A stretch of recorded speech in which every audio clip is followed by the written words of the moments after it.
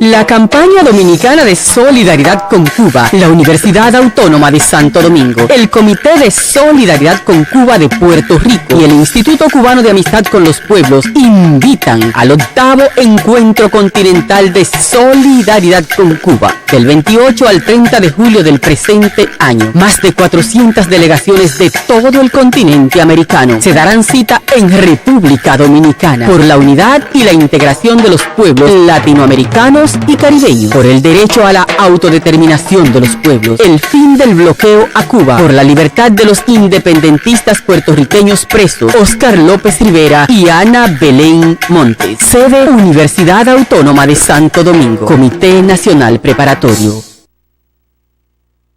Cuando usted vaya a comprar o vender una casa, un apartamento, un solar, piense en Felga S.A., una compañía de bienes raíces con criterio muy profesional. Pero igual, si su interés es alquilar un inmueble, piense en nosotros. Felga S.A. está ubicada en la calle Ramón Santana, esquina Máximo Gómez, en la zona universitaria, con los teléfonos 809-682-7202, 809-688-5593.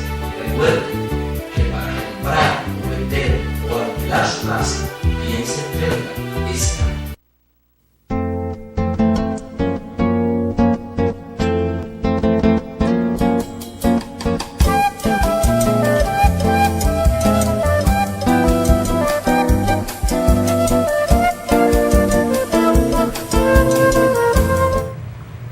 Seguimos en Voz para el Cambio. Ahora Jaime Meléndez dando paso al compañero Juan Francisco, que tenía algo pendiente, y asumimos esta entrevista con el doctor Freddy Ferreira, con quien continuaremos compartiendo y analizando esta situación que se ha producido a nivel social respecto de esta ley que aprueba el aborto, o lo penaliza, mejor dicho, prohíbe el aborto, y aquellos que lo practican ya es un acto delictivo. Doctor, deme su opinión al respecto de esta situación. No, vamos a comenzar, Jaime, estipulando, o sea, el aborto es la interrupción del embarazo por debajo de las 20 semanas de gestación. Esa es la definición que se tiene del aborto. Y pues desde el punto de vista médico tiene sus indicaciones. No nos vamos a ir al plano moral, sino al plano netamente médico. ¿Cuáles son las causas que posibilitan un aborto desde el punto de vista de la práctica médica pues ética? Es en el caso de que el feto se diagnostique con una malformación que sea incompatible con la vida. Nos referimos, por ejemplo, a un feto que se desarrolle sin cerebro, lo que se llama una anencefalia. Es un feto que va prácticamente a nacer muerto. Son los fetos que no se le desarrolla el cerebro, no se le desarrolla incluso la propia bóveda craneana.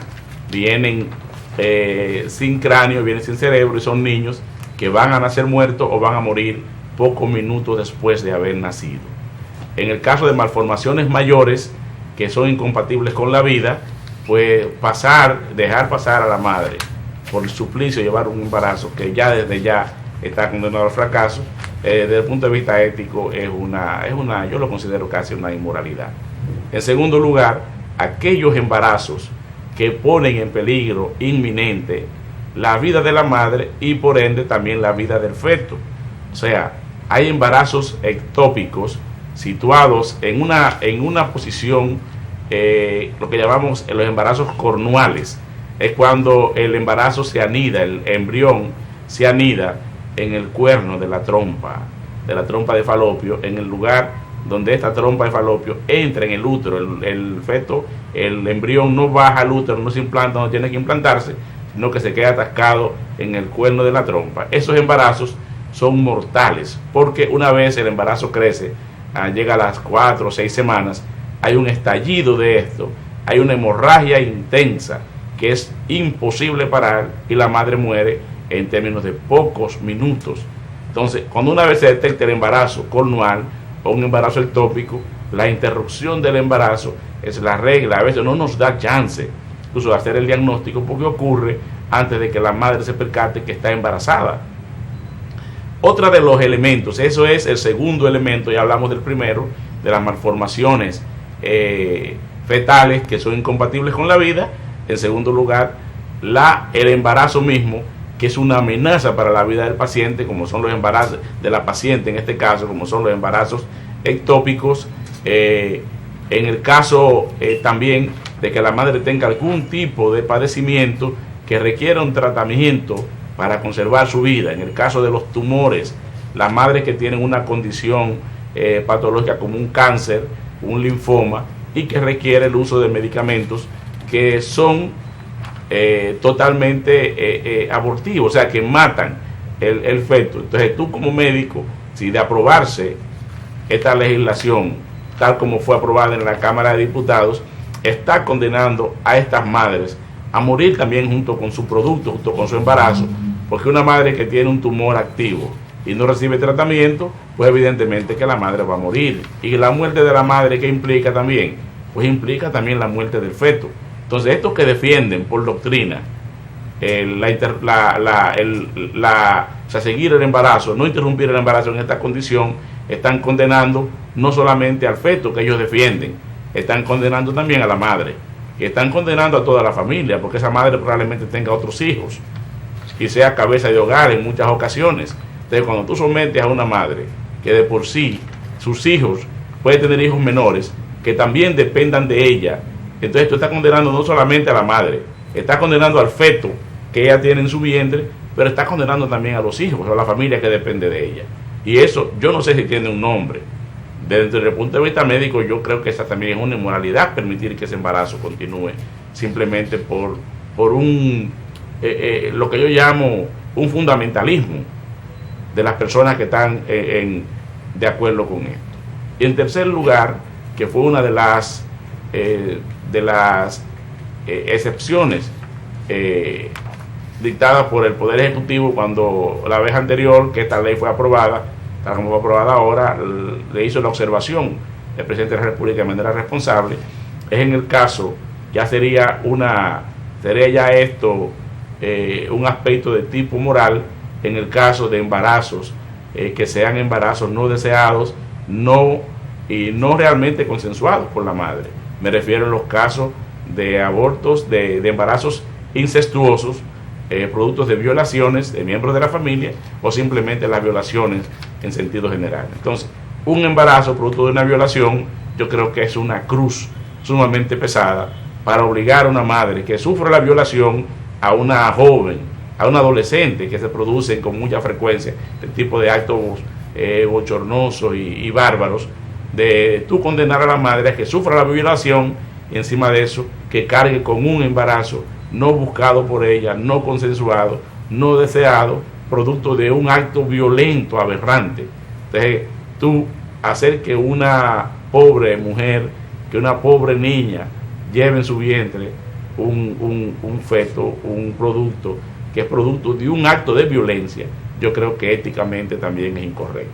Entonces son tres simplemente las excepciones que todo el sector está de acuerdo en que debe interrumpirse el embarazo, que fueron realmente introducidas en la ley o sugeridas en la ley para que sean aprobados, y por lo tanto yo estoy de acuerdo en esa circunstancia, y gran parte de la población, gran parte del sector médico está de acuerdo con interrumpir el embarazo en esas tres circunstancias. O sea, tal vez no vamos a llegar a aprobar lo que es el aborto criminal, como se llama, y que ocurre en otros países. De hecho, déjeme informarte, Jaime, que solamente son 6 los países en el mundo entero, de 184 países que somos en el mundo, solamente 6 países son los que no aprueban el aborto en esas circunstancias. Entre ellos, lamentablemente, estamos nosotros, simplemente por la imposición, la tosudez y las posiciones fundamentalistas de un sector de la sociedad dominicana. Entonces yo, como médico, yo creo que la ciencia ha sido muy golpeada por los fundamentalismos religiosos, por todos los fundamentalismos religiosos, y tenemos casos más que paradigmáticos que la ciencia ha sido detenida en su avance miles de años simplemente por creencias que no están fundamentadas con el rigor científico. y una de estas es el aborto. O sea, ¿cuál es la consecuencia de esta criminalización del aborto sin excepciones? Que los abortos se pueden seguir produciendo, pero probablemente en condiciones menos controladas que si se hicieran en un hospital con todas las atenciones o con las precarias atenciones que tenemos, pero con la atención y con la intervención de un médico formado para saber manejar realmente este tipo de problemas. Entonces ese es lo que estamos condenando a cientos de madres, cientos de mujeres a que puedan perder la vida por una práctica que el Estado las está empujando hacia esa condición, siempre y cuando pues el Poder Ejecutivo y antes la Cámara de Senadores no enmiende este error en que han caído los diputados, que yo creo que no lo han hecho ni por conocimiento ni por convicción, sino atendiendo simplemente a presiones externas que no tienen nada que ver ni con la medicina y yo digo que ni con la moral. Regularmente siempre este tipo de situaciones surgen en función de algún tipo de presión de un sector de la sociedad, siempre. Evidentemente, es así. Entonces, yo creo que las razones que usted ha expuesto aquí son suficientemente valederas y bien clara y explícita, bien explicada, de por qué deben haber algunos atenuantes, algunos elementos que son condicionantes para que esto se lleve a la práctica. Sin embargo, esto que es muy sustentado por su facultad como médico. Recientemente, algo que vino a echarle como gasolina al fuego fue el hallazgo de unos fetos en un zafacón cerca de una clínica en la zona de, ¿cómo se llama? Villa Consuelo. Eso es una muestra de que en nuestro país se sigue practicando el aborto, como usted dice, de manera caprichosa, o más bien a gusto, no por un elemento de eso que usted me plantea, con toda propiedad. Pero eso que surgió, eso que apareció recientemente, es una muestra de que en nuestro país se sigue practicando esto de manera oculta. Sí, yo pienso que sí. Digo, las informaciones a veces salen. Pero hay médicos que se prestan a eso. Sí, evidentemente que sí. Entonces yo creo que el Colegio Médico no va a defender esta práctica, ni la sociedad médica va a defender esta práctica. El Colegio Médico y la sociedad médica en general es bastante consciente de su responsabilidad. Por eso estipula las razones atendibles que sí pueden justificar la interrupción de un embarazo. O sea, y son esas tres condiciones que yo acabo de enumerar.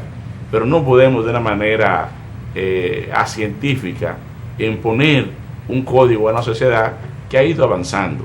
Y lamentablemente se van a seguir produciendo las interrupciones de los embarazos, queremos o no. Entonces yo pienso que el legislador y el poder ejecutivo y toda la sociedad debe ponerse acorde con los tiempos, debe ponerse acorde realmente con las circunstancias y ser un poquito pues más condescendientes en aras de promover realmente la salud y de disminuir la carga de mortalidad y morbilidad en nuestra población.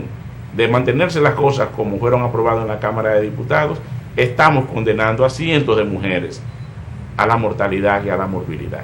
A cientos de mujeres. Bien, Freddy, sabe que usted es un médico ya de mucha experiencia. Hemos visto aquí en la publicación del periódico El Día que habla acerca de cómo el sector salud a veces se queda sin recursos para hacer el trabajo que tiene que hacer como medicina preventiva.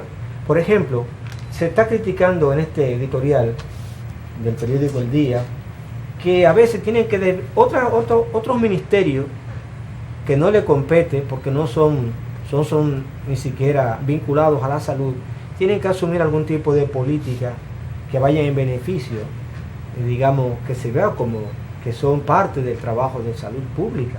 Por ejemplo, critica, dice, en esos operativos, además, si hubiera un verdadero servicio de agua potable, no habría que llevar 86,000 galones de agua potable, porque los hospitales, según estamos, no los hospitales, no todos, pero una gran cantidad de hospitales, como usted decía en la primera parte de la entrevista, tienen grandes carencias y a veces no tienen ni siquiera el hilo. Por el caso más grave es que han tenido que llevar el agua. Por ejemplo, algunos pacientes tienen que llevar el agua cuando van a hacer tratado por alguna enfermedad, la que sea, porque se ha descubierto que en algunos hospitales, pues el agua que tienen no es agua potable. Esta es una situación bastante, digamos, crítica para nuestro sistema de salud. Y dice aquí que otras organizaciones o ministerios del gobierno a veces asumen actividades, por ejemplo, como de fumigación, para evitar la propagación del virus, del mosquito, que transmite estas enfermedades como el dengue, el Zika, la chikungunya. Entonces, como este es un mosquito que es único, que tiene la capacidad, vamos a decir, milagrosa, de transmitir 3 enfermedades, es increíble porque este es un 3 en 1, terrible. Sin embargo, salud pública es a quien corresponde este tipo de trabajo, de medicina preventiva o de acciones preventivas para evitar esto. A veces, según cuenta este editorial, no se ve incapacitada de ejecutar estas actividades y tiene que asumirlas otras organizaciones. ¿Qué cree usted? Porque usted hablaba en principio de la condición de los médicos, la condición salarial, pero de la condición como Ministerio de Salud Pública. ¿Qué le hace falta a Salud Pública para poder funcionar como un verdadero Ministerio de Salud? ¿Qué usted opina? ¿Qué usted cree que le hace falta? Yo pienso que hacen falta 2 cosas. En primer lugar, recursos económicos y en segundo lugar, voluntad política. Lo económico es, yo diría que el 80% de lo que se necesita en cualquier institución para funcionar de manera adecuada. Hemos visto que el presupuesto que se asigna a salud históricamente no ha llegado nunca más allá del 1.9, cuando más llegó en un año. Creo que fue en el periodo del doctor del ingeniero Guzmán, el señor Antonio Guzmán. Creo que el presupuesto de salud llegó al 1.9. Después de allí ha estado fluctuando entre el 1.6 al 1.9 sin sobrepasar. No ha llegado nunca a un 2%. Según la ley, a salud le correspondería un presupuesto de alrededor del 5% del PIB. Estamos hablando de que debía llegarse a alrededor de 160 mil millones de pesos para el sector salud. Sin embargo, no ha llegado nunca más allá de 60 mil millones de pesos, de los cuales casi 20 mil están dedicados al sector agua, o sea que están dentro del presupuesto de salud pública, y una gran parte están dedicados por fin a pago de nóminas. Por lo tanto, para la atención a las personas, creo que quedan unos 7 u 8 mil millones de pesos, que a todas luces son insuficientes. Eso por un lado. Y en segundo lugar, también lo que es la concepción política del papel del Estado en la provisión de la salud. O sea, ¿qué es lo que tenemos en los últimos tiempos? Prácticamente un abandono oficial por el sector. O sea, que tenemos ahora mismo 154 hospitales en todo el país, alrededor de menos de 50 de seguro social, que simplemente languidecen en el abandono por falta de recursos. Vemos que los hospitales sobreviven en base a un presupuesto histórico, que es lo que ellos llaman subvenciones. De los hospitales de carácter nacional, como son el Robert Rick Cabral, la Maternidad Altagracia, el propio Salvador Lugotiel, tienen una subvención promedio de cerca de 5 millones de pesos en el mes, que esto no le da prácticamente ni para darle alimento a los pacientes que están ingresados en los hospitales. Los hospitales no tienen el crédito cerrado, porque han acumulado deudas millonarias. Salió en estos días un artículo que hablaba de que el sector salud debe más de 200 y pico de millones de pesos a los suplidores privados. Entonces, un abandono en términos de equipamiento. La mayor parte de hospitales no cuentan con equipos de laboratorios adecuados, modernos, no cuentan con equipos de apoyo radiográficos, de imágenes modernas, adecuadas para la atención, no cuentan con insumos. Muchas veces en los hospitales no hay ni sueros.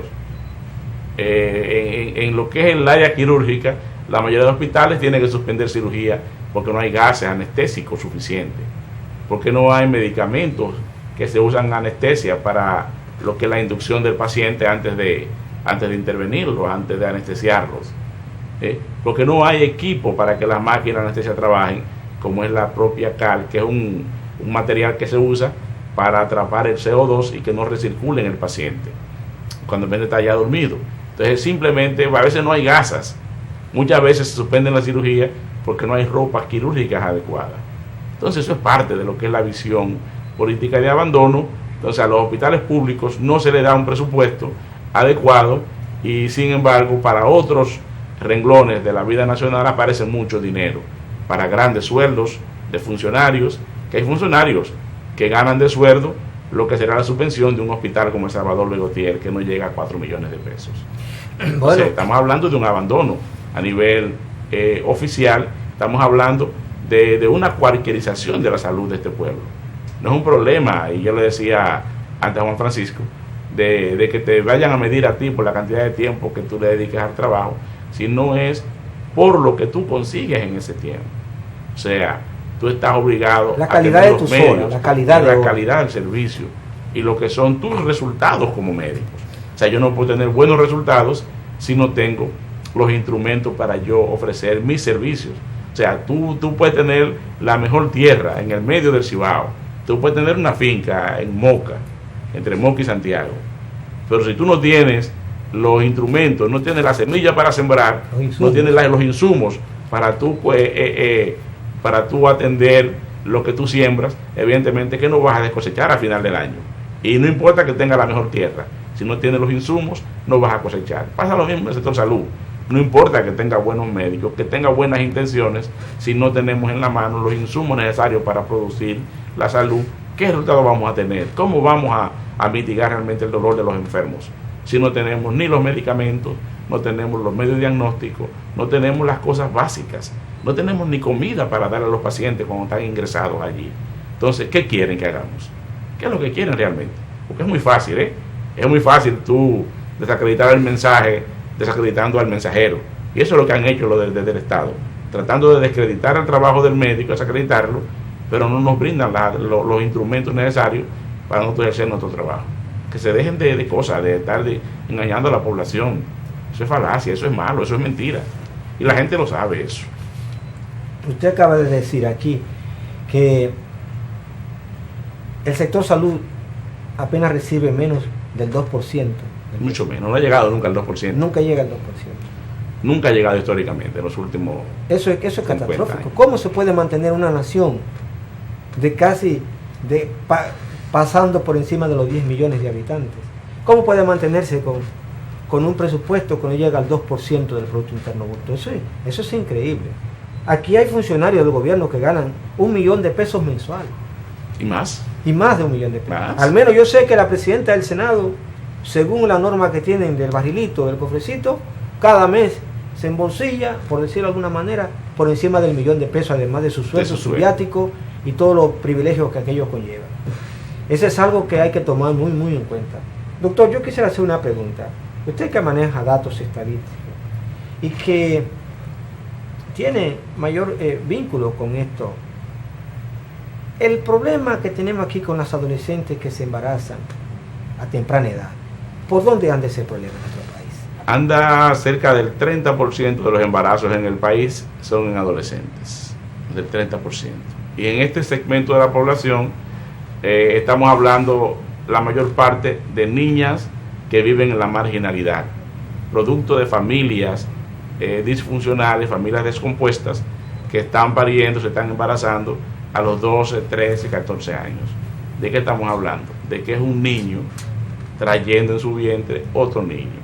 Estamos hablando de que es una mujer pobre que va a parir un niño que va a ser doblemente pobre, que va a ser criado probablemente por una abuela que ha tenido que trabajar dejando a esa madre sola, y eso es parte del problema. Entonces estamos hablando de que es un problema complejo. No es simplemente hablar de que de la cifra, decir que de cada 100 embarazos 30 son adolescentes. Estamos hablando de consecuencias. Hace una semana nos estremeció, yo no quiero ni hablar mucho de esto, como 3 adolescentes, 3 niños, uno de ellos con problemas mentales serios, pues acaba de ocurrir un accidente, una atrocidad, que es la muerte de una niña de 4 años. Pero esa niña de 4 años, la mamá tiene apenas 20 años, o sea que esa mamá concibió a esa niña, ¿a qué edad? A los 16 a los 16 años. A los 16 años. Y probablemente se dice, muchos moralistas hablan, no, que la madre que es culpable, que no estaba atendiendo a su muchacho.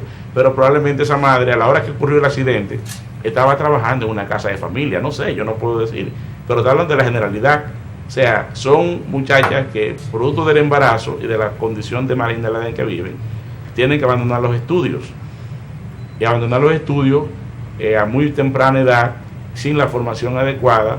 ¿Qué ocurre? Que no pueden tener preparación para trabajar de manera formal, que tienen que trabajar a veces en condiciones de marginalidad, como es atendiendo el servicio en una casa, lavando ropa ajena, planchando, cocinando, atendiendo una familia que puede pagar por sus servicios y no puede atender a sus propios hijos. Entonces, si usted quiere hacer ejercicio, usted que no está viendo ahora, usted que tiene la suerte de poder pagar una mucama, de poder pagar un servicio, pregúntele en primer lugar cómo se llama esa persona que tiene el servicio, porque muchas veces lo que podemos pagar a veces no sabemos ni el nombre de quien nos está cocinando y atendiendo a nuestros hijos. Pero menos pregúntele el nombre, pregúntele dónde vive y pregúntele cuántos hijos tiene y pregúntele quién le atiende a sus hijos cuando ella sale a trabajar a atender los suyos.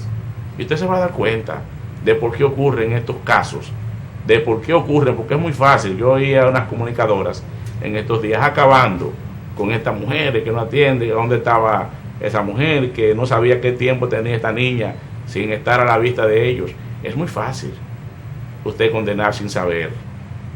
Es muy fácil usted decir dónde estaba esa madre que no estaba atendiendo a los hijos, porque usted también sale a trabajar y probablemente usted dure tiempo sin saber de lo suyo, pero sabe que usted tiene una persona en condición de que es esclavitud casi, trabajando por un bajo salario porque no tiene otra alternativa, cuidando de los hijos suyos. Esos sí están seguros y tiene un chofer que se los busque, se los lleve al colegio.